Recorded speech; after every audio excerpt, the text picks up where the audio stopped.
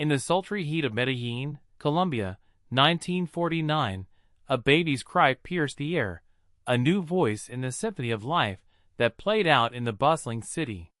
This was no ordinary infant, though his parents, Abel and Hermilda, could not have known the extraordinary path their son would tread. They named him Pablo Emilio Escobar Gaviria, a name that would one day echo around the world, synonymous with power, fear, and the white powder that would fuel a global empire. Medellín, nestled in the Aburra Valley, was a city of contrasts, a place where the wealthy lived in opulence while the poor struggled to eke out a living.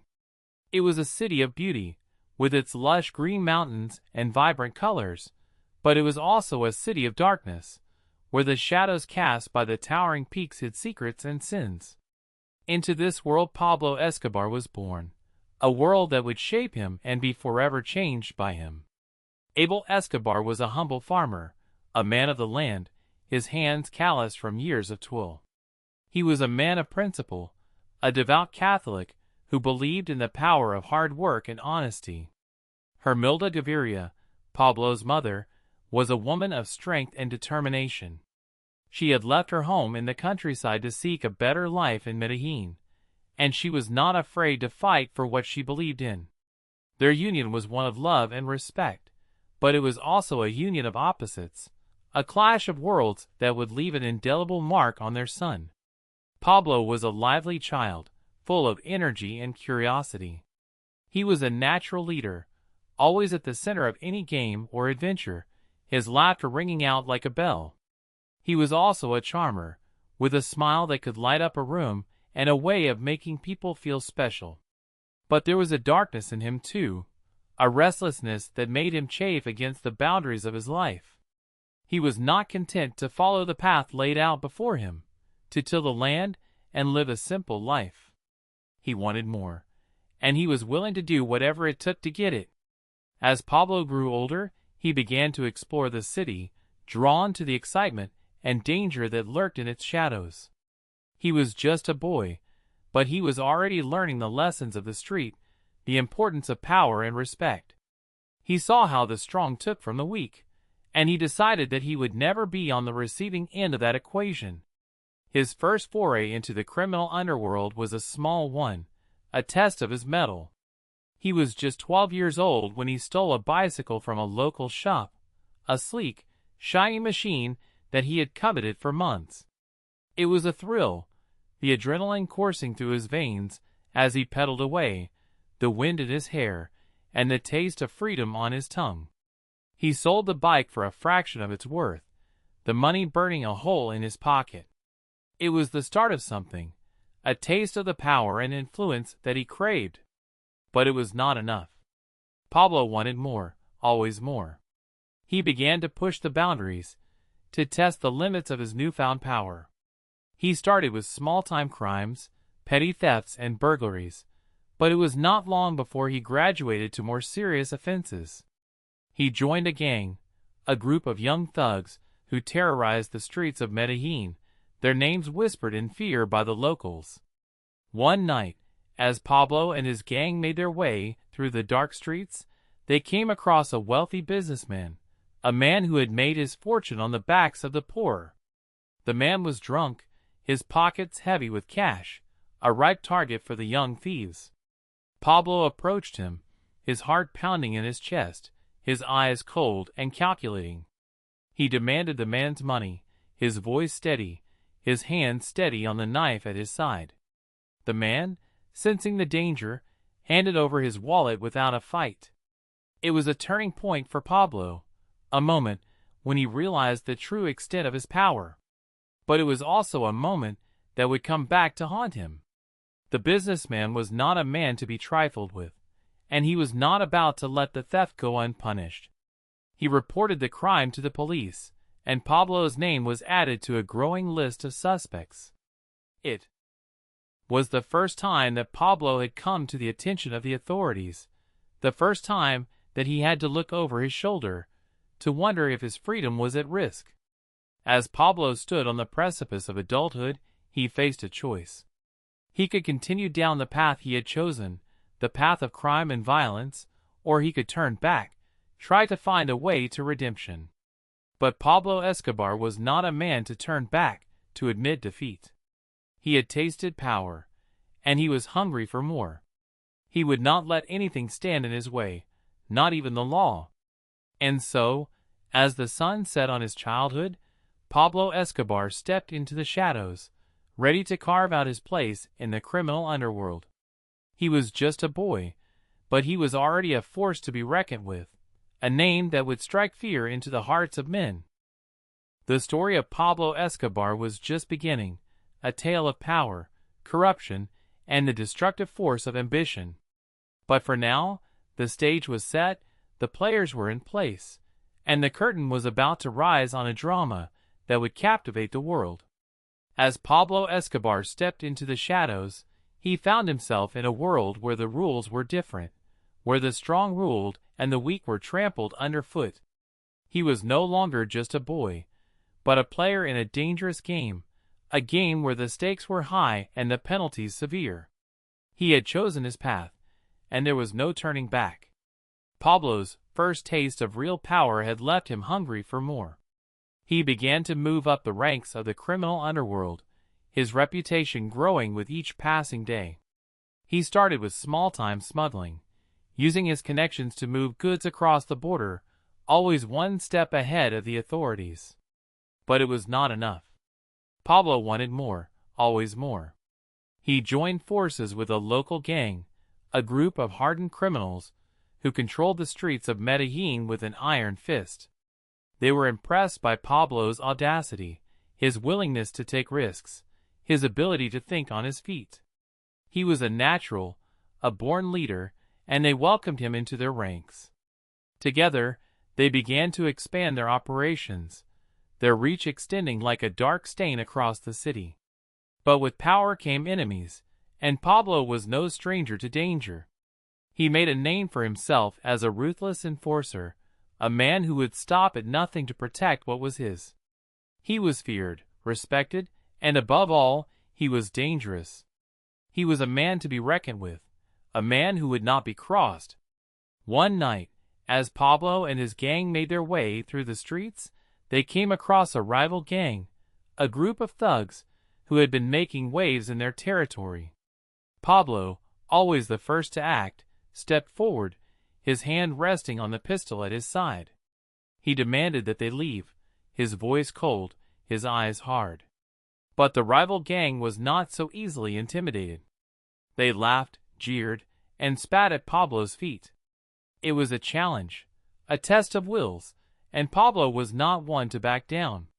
He drew his pistol, his hand steady, his eyes never leaving his target. He fired, the sound of the gunshot echoing through the streets, the bullet finding its mark. The rival gang scattered, their bravado replaced by fear. Pablo had made his point, had drawn a line in the sand. He was the alpha, the top dog, and he would not be challenged. But the incident had consequences. The rival gang, humiliated and enraged, reported the shooting to the police. Pablo's name was once again added to a growing list of suspects, his face plastered on wanted posters across the city. He was a marked man, a target, and he knew that he had to be careful. He could not afford to slip up, not now, not when he was so close to the top. Pablo's rise to power was not without its setbacks. He was arrested several times, each time managing to wriggle out of the charges, each time emerging more determined than before. He learned from his mistakes, adapted, and grew stronger. He was like a phoenix, rising from the ashes, his power and influence burning brighter with each passing day. But as Pablo's star rose, so did the stakes. He began to move into more lucrative, more dangerous territory. He started with marijuana, using his connections to smuggle the drug into the United States.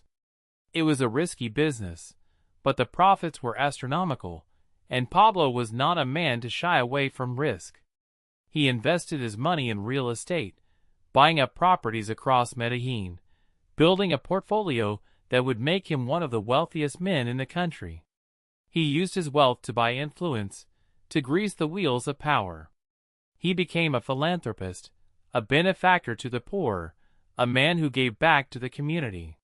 He was a Robin Hood figure, a criminal with a heart of gold, a man who could do no wrong in the eyes of the people. But Pablo's generosity had a price.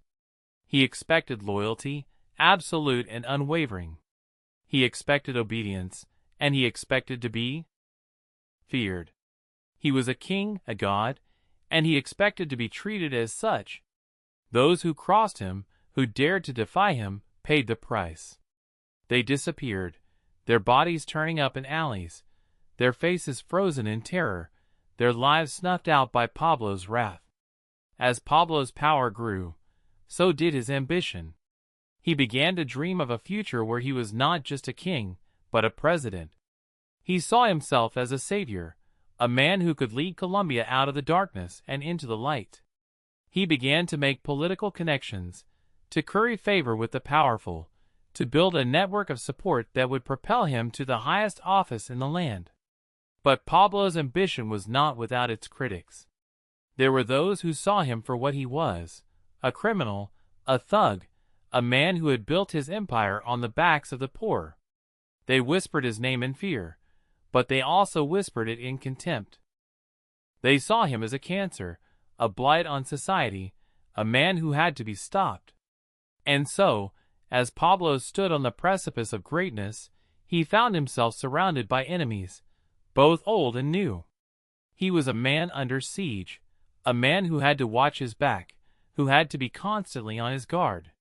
He was a man who had to fight for every inch of ground, who had to claw his way to the top, who had to be ready to do whatever it took to protect what was his. But Pablo was not a man to be underestimated. He was a fighter, a survivor, a man who had come from nothing and built an empire. He was a man who had stared down danger and emerged victorious, a man who had turned the tables on the authorities, on the system, on the world. He was a man who would not be stopped, not by fear, not by doubt, not by anything. As the sun set on Pablo's rise to power, the stage was set for a drama that would captivate the world. The players were in place, the pieces on the board, the game in motion. The tension was building, the pressure mounting, the stakes higher than they had ever been. The curtain was about to rise on the final act, the climax of a story that had been years in the making. But for now, the middle act was drawing to a close, the intermission before the grand finale. The audience was on the edge of their seats, their hearts pounding, their breath held, waiting for the moment when the music would start, and the show would begin again. But for Pablo Escobar, there was no intermission, no break from the relentless march of time. He was a man on a mission, a man with a dream, a man who would stop at nothing to see it realized. He was a force of nature, a storm on the horizon, a man who would leave his mark on the world, for better or for worse. And as the sun rose on a new day, Pablo Escobar stepped forward, ready to face whatever came his way, ready to fight, ready to win. The final act was about to begin, and Pablo was ready to take his place on the stage, ready to write the next chapter in his incredible, terrifying, unforgettable story. In the pulsating heart of Medellín, Pablo Escobar stood at the precipice of his empire, a colossus teetering on the brink of collapse. The year was 1975, and the city, once his playground, now felt like a lion's den. The walls were closing in, the noose tightening around his neck. His enemies, once scattered and weak, had united, their voices echoing in the halls of power, demanding his head. The pivotal moment arrived on a sultry evening, as Pablo sat in his study, the air thick with tension and the scent of impending storm. His men, loyal but anxious, awaited his command. The phone rang, shattering the silence. It was his brother, Roberto, from the safe house in Bogotá. Panic laced his voice. "Pablo, they're coming! The police, the military, they're everywhere. We can't hold them off much longer." Pablo's heart pounded like a drum in his chest. This was it, the moment he'd been dreading, the reckoning he'd been fighting to avoid. He looked at his men, their faces etched with fear and determination. He couldn't run, not this time. He had to stand and fight, to protect what he'd built, to protect his family, his legacy. He grabbed his gun, a cold, hard comfort in his hand. "We make our stand here," he declared, his voice steady, resolute. "We fight, and we fight hard. This is our home, our turf. We won't let them take it without a fight." The Battle of Medellín began, a symphony of gunfire and explosions, a dance of death in the streets. Pablo fought like a man possessed, a cornered beast lashing out with all its fury. He was everywhere, his gun roaring, his men rallying around him. But the enemy was relentless, their numbers overwhelming. They pushed back, inch by inch, corner by corner. As the night wore on, Pablo found himself trapped in his study, the last bastion of his crumbling empire. He was out of bullets, out of options, out of time. The door burst open, and in walked his nemesis, Colonel Carrillo, the man who had sworn to bring him down. Behind him stood a phalanx of soldiers, their guns trained on Pablo. "Pablo Escobar," Carrillo said, his voice cold, hard. "You're under arrest for crimes against the state." Pablo looked at them, his chest heaving, his body battered, his spirit broken. He could see it now, the end of the road, the final act of his grand tragedy. He thought of his family, of his children, of the life he'd built. He thought of the boy he'd once been, the boy who dreamed of greatness, of power, of a life beyond the slums. And in that moment, Pablo made his choice. He wouldn't go down fighting, wouldn't die in a hail of bullets, wouldn't give them the satisfaction. He would surrender, would face the justice of the state, would fight another day. "I surrender," he said, his voice barely above a whisper. He dropped his gun, raised his hands, and walked towards Carrillo, his head held high. The soldiers rushed forward, their guns still trained on him, their eyes filled with hatred and triumph. As they led him away, Pablo looked back at the house, at the life he was leaving behind. He didn't know what the future held, what trials awaited him, what challenges he would face. But he knew one thing for sure. Pablo Escobar was not a man who stayed down. He would rise again, would fight again, would conquer again. For he was Pablo Escobar, the king of Medellín, the emperor of cocaine, the man who had defied the odds, the man who had turned the world on its head. And so, Pablo Escobar's reign came to an end, not with a bang, but with a whimper. The empire he'd built crumbled to dust, the legacy he'd forged shattered into a million pieces.